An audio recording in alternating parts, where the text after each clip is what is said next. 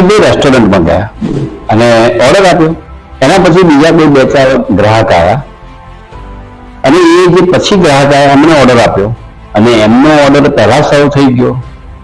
જે પહેલા ભાઈ આવેલા એ ખીજાઈ ગયા.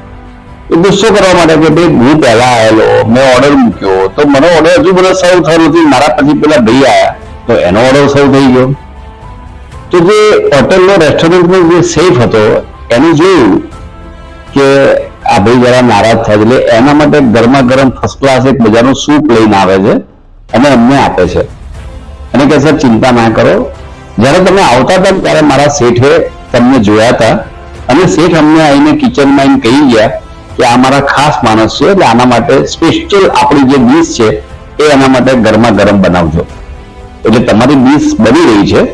અમારી રેસ્ટોરન્ટની સૌથી મોંઘી અને સારામાં સારી ડીશ, અમારી સ્પેશિયલ ડીશ તમને મળશે.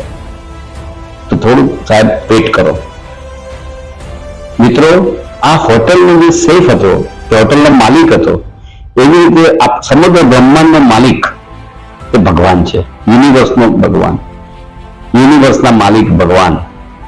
એ ભગવાન આપણા માટે પણ એને લાગે કે મારે આને સ્પેશિયલ ડીશ આપવી છે તો થોડી વાર લાગાડશે.